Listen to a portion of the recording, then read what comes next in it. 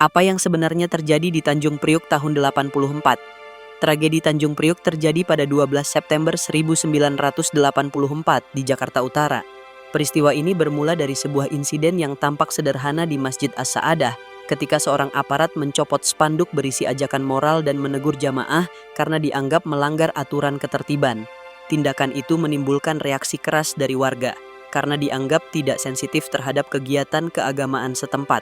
Ketegangan meningkat ketika beberapa tokoh masyarakat ditangkap setelah mencoba berdialog mengenai insiden tersebut. Penangkapan itu menyebar dari mulut ke mulut dan memicu keresahan. Pada malam harinya, ribuan warga dari berbagai gang dan lorong di Tanjung Priuk mulai berkumpul, lalu melakukan aksi jalan kaki menuju Koramil. Mereka menuntut penjelasan dan meminta pembebasan warga yang ditahan. Saat masa mendekat, aparat mencoba membubarkan kerumunan. Awalnya dengan peringatan, kemudian dengan tembakan. Tembakan itu membuat kerumunan panik dan menyebabkan korban jatuh. Hingga kini jumlah korban masih menjadi perdebatan. Versi pemerintah saat itu menyebut puluhan orang tewas, tetapi versi masyarakat dan beberapa investigasi menyebut jumlahnya bisa lebih banyak, dengan ratusan orang luka-luka dan ditahan.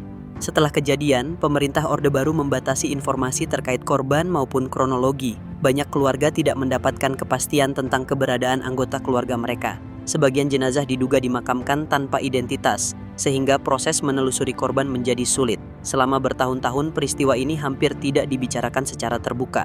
Baru setelah reformasi, kasus ini dibuka kembali. Komnas HAM melakukan penyelidikan dan menetapkan peristiwa Tanjung Priuk sebagai pelanggaran HAM berat. Kasus ini kemudian dibawa ke Pengadilan HAM ad hoc, meskipun hasil akhirnya masih menimbulkan perdebatan, terutama di kalangan keluarga korban.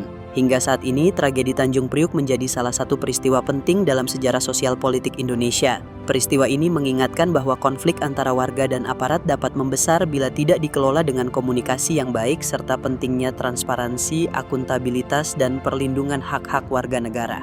Ikuti Lika-Liku Lampau untuk cerita unik lainnya.